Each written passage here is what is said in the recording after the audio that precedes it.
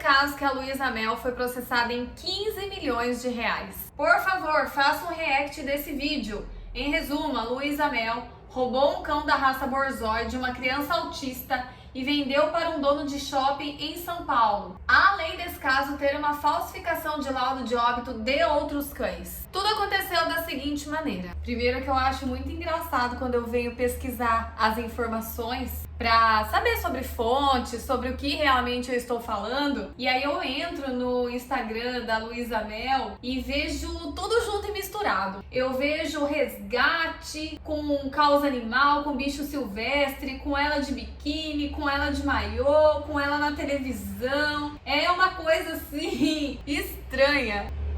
Esse caso aqui, por exemplo, ó, desse cachorro que começou na tosa, chegou até mim porque a gente lida com pet shop. Eu achei tão bizarro porque quando a gente vai resgatar um cachorro desse daqui, ó, a gente fica suja, descabelada, desarrumada. E a princesona aparece aqui toda arrumada, toda maquiada, sem uma mancha na camisa branca que ela está vestindo. É muito difícil sustentar uma narrativa, vocês me entendem? Só vocês verem aí os meus vídeos dando banho nos pets aqui no pet shop, eu até babo. Vamos lá. Foto tirada no processo 21 de janeiro de 2019, Tribunal de São Paulo. E isso daqui faz parte de um processo judicial. Cadela Pia de São Sebastião passou a ser chamada de Antonieta pelo Instituto Luísa Mel e microchipada novamente. Para todos vocês que não sabem, o Borzoi, ele não é uma raça típica aqui do nosso país, ele é uma raça exótica. Então, se você quer ter um Borzoi, prepare-se para desembolsar 5 mil euros, porque esse cão, ele é importado para o nosso país. É como se fosse um Kangal, um Afghan Hound. São cães que eles são de exposição, são cães de pessoas que realmente amam a raça, porque para você desembolsar 5 mil euros, você realmente tem que estar muito afim de ter essa raça aí. E eles não vêm sem uma microchipagem, isso daí é utilizado no mundo inteiro, é um chip que fica aqui no dorso, para quem não sabe. Sempre quando chega nas clínicas veterinárias, você passa o bip e já vem todas as informações do seu celular, de quem comprou, da onde ele veio. No caso, essa daqui veio da Polônia. O que não poderia, pois ela já era microchipada. Primeiro erro aí, a cachorra ela já era microchipada, ela já tinha uma identidade. Você tirar o microchip que já estava no dorso dela e colocar outro é crime. Um animal assim, como os humanos, não podem possuir duas identidades. Realmente, é como se eu fosse lá e tirasse outro RG pra mim. Onde que isso tem cabimento? Observa-se nas fotos o focinho machucado e o pelo atípico após a cadela ficar sob a guarda temporária do Instituto Luísa Mel. Data da entrada da Borzoi, São Sebastião, 19/12/2018. Olha o pelo dessa Borzoi. Eu vi as imagens e vou colocar as imagens aqui do dia que essa Borzoi foi resgatada. Nossa, eu nem reconheci agora que eu vi. Tá parecendo toda a coluna dele. Já é um cachorro magro, né? Mas não, não assim. Ele é um cachorro esbelto, mas ele tá extremamente raquítico. O canil era uma coisa, o canil dos bulldogs era uma coisa e a Borzoi era a cachorra da família. Inclusive era a cachorra de um menino autista que tinha esse animal como cão de apoio emocional. Aqui no nosso país, os cães de apoio emocional ainda não são reconhecidos como os cães de trabalho, como os cães de serviço, que são aqueles cães que guiam os cegos, são aqueles cães de resgate que os bombeiros utilizam. Em Brumadinho nós vimos muitos cães de resgate farejando e fazendo o seu trabalho. Infelizmente aqui no Brasil nós não temos legislação ainda vigente para incluir os cães de apoio emocional, mas lá fora tem sim. Esses cães eles são treinados para ajudar pessoas com depressão, pessoas autistas. E no caso, a dona desse canil de bulldogs, ela possuía essa Borzoi para ajuda no tratamento do filho autista dele. Agora vocês imagina essa criança chegando na casa dela e não encontrando a cachorra que ele tinha convivência, que ele tinha o apoio emocional. A denúncia era para o canil, não era para a casa. E essa pessoa, ela foi lá. Essa pessoa, eu digo essa pessoa, mas essa pessoa na época, ela era muito assessorada.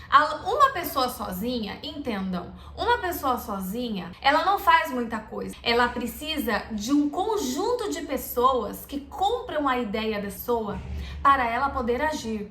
É assim em todos os aspectos da nossa vida. Você sozinho não vai fazer muita coisa. Você precisa de uma rede de proteção. E no caso, essa operação, ela foi feita em um final de semana que essa família, ela foi viajar. A família não estava lá. Eles simplesmente abriram a casa. Foi polícia, foi instituto, foi Luísa Mel, foi todo mundo, foi o circo todo, foi todo mundo por conta de uma denúncia de maus tratos a esse canil. Mas era do canil, não era da casa. Eles entraram na casa, eles afirmaram que encontraram essa borzoi em um quarto escuro e sozinha. Tiraram a borzoi da casa com a veterinária, que já saiu falando que a borzoi era uma Afghan Hound. Eu vou deixar aqui a foto que eu tirei de uma feira de um Afghan Hound e de um borzoi. O borzoi é aquele cachorrinho do meme, que ele enfia o focinho, pelo focinho dele ser tão grandão, ele enfia o focinho lá no fundo do pote de Pringles. Essa veterinária alegou que a cachorra estava muito magra. Borzoi, uma das características marcantes são os ossos aparentes. Eles são cães praticamente de caça, de corrida. Eles foram feitos para isso. A anatomia do focinho, a anatomia do corpo, ela foi feita para isso. O pelo da cachorra no resgate estava maravilhoso. Significa que ela estava recebendo boa alimentação e pode comparar o pelo do dia do resgate com esse pelo aqui que está na foto documentada no processo judicial. Não precisa ser nem perito. Pois bem, acharam um machucadinho na ponta do nariz, que é uma coisa muito comum para cães que ficam em áreas externas. Eu falo isso porque eu tenho conhecimento de causa. Eu atendo mais de 40 cães por dia no meu pet shop. Bull Terriers, principalmente, que tem a pele branca, que tem a pele quase albina, sensível, tem essa ponta do nariz vermelha. É por isso que você tem que passar proteção nessa ponta. Mas se você sair do seu cão com essa ponta arranhada, não significa que é indício de maus tratos. Pois bem, vamos aqui. Eles entraram na casa, os policiais, Luísa Mel, Instituto, fizeram um monte de filmagens de bulldogs que eram criados ali naquele recinto, naquele canil. Esse canil, para deixar bem claro, era registrado pela prefeitura de São Sebastião, que fica aqui no litoral norte, pertinho de mim, aliás. Eles foram lá e pegaram todos os bulldogs e colocaram os bulldogs dentro de veículos que não são preparados para transportar animais braquicefálicos. Se você não sabe o que é braquicefálico, um Shih Tzu é braquicefálico, tem o focinho para trás, o Lhasa é braquicefálico, Bulldog é braquicefálico, todos esses pets, Pug é braquicefálico, que tem o focinho para dentro, são braquicefálicos. Sabe o que acontece com esses pets? Quando você coloca eles amontoados dentro de uma caixinha de transporte em um veículo que não é adequado? 2 cachorros, 2 bulldogs chegaram mortos ao instituto. Mas é claro que chegariam, porque eles não fazem a troca de calor que eles têm que fazer. Eles não têm capacidade para isso. Esses cães foram modificados geneticamente muitas e muitas vezes. É só você pegar o nosso lobão lá do começo dos primórdios e colocar a foto de um pug do lado dele, não tem nada a ver. E olha que fato interessante que eu vou trazer aqui pra você. Eles pegaram esses bulldogs com denúncias de maus tratos, correto? A única coisa que eu vi nessas imagens que eles publicaram aqui, inclusive no Instagram da Luísa, são de cães gordinhos no meio das fezes. Ela publicou aqui também uma imagem de um bulldog com problemas de pele. Para todos vocês que têm essa raça, vocês vão saber do que eu estou falando. Bulldog é a raça que mais tem problemas de pele na face da terra. Quando você vai comprar um bulldog, você já tem que você tem que estar preparado para 2 coisas: palato mole e problemas de pele. Ah, é porque é mal cuidado? É como eu falei, quanto mais você mexe geneticamente em uma raça, mais ela terá problemas de saúde. Essas raças que cada vez estão menor, cão mini, Shih Tzu mini, Lhasa mini, não sei o que mini, elas têm problemas seríssimos de articulações, coração. Não é qualquer veterinário que mexe nessas raças, tá bom? Já fica aqui o alerta para todos vocês que querem mini. Mas bem, chegaram lá esses bulldogs, os que sobreviveram no transporte lá no Instituto da Luísa e eles fizeram o quê? Um mutirão de castração. Deixa eu falar só algumas coisas para vocês sobre castração. Castração é um processo que exige que o pet tenha saúde perfeita, legal. Eles têm que medir plaquetas, as plaquetas não podem estar baixas, porque isso pode caracterizar uma doença do carrapato e na hora da cirurgia pode dar uma hemorragia.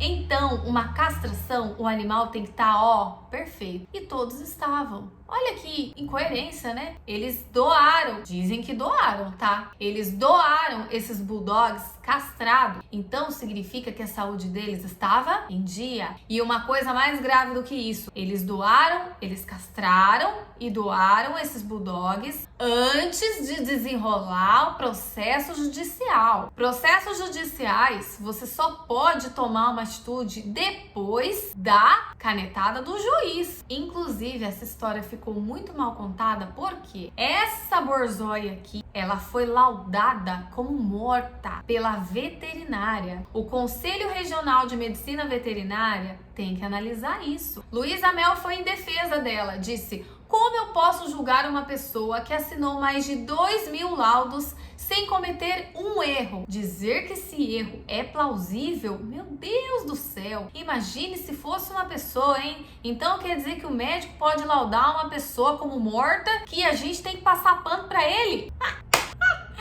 Ai, vocês estão entendendo? Só que é como eu sempre falo, a verdade sempre aparece. Deu toda essa furzarca, tiraram a borzói, tiraram inclusive uma Spitz de dentro da casa da dona do canil, tiraram os bulldogs, a dona do canil chegou lá depois da festa do filho dela e encontrou o que? A casa toda revirada. Entrou lá um processo a ser seguido por Luísa Mel, que na época tava, no hype. Qualquer um teria medo, qualquer um demoraria para responder esse processo. Por quê? Porque iria procurar advogados, porque iria procurar provas, porque iria procurar munição para ela responder esse processo. Pois bem, a verdade sempre aparece. Um adestrador foi fazer um serviço no sítio e encontrou essa borzói por lá. Quando a gente encontra um cachorro exótico que tem mais ou menos 7, 15 unidades num país do tamanho do Brasil,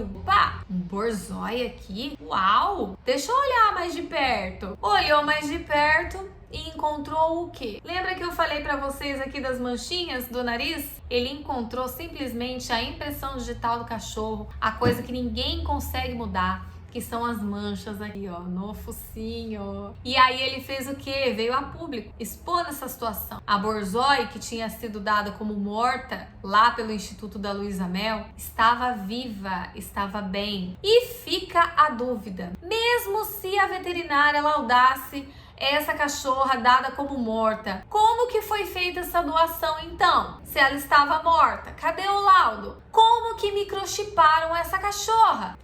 Que veio para o Brasil se chamando Pia e saiu do Instituto Luísa Mel se chamando Antonieta? Não existe verdade absoluta. Independente se você é a favor, se você é contra a criação, independente, o cidadão, ele possui direitos. Direitos que muitas vezes pessoas influentes tiram, arrancam da gente. Somos muito influenciados por pessoas que achamos ter o poder. Esse processo está em 15 milhões de reais. Se fosse minha cachorra, se fosse meu filho, eu ia lutar como uma leoa até o final. Porque uma cachorra de estimação importada da Polônia, que veio atender as necessidades do filho autista dela, não se faz dessa forma. Se tinha que ter sido provado alguma coisa, que fosse provado em julgamento, que fosse informado, que fosse orientado a essa pessoa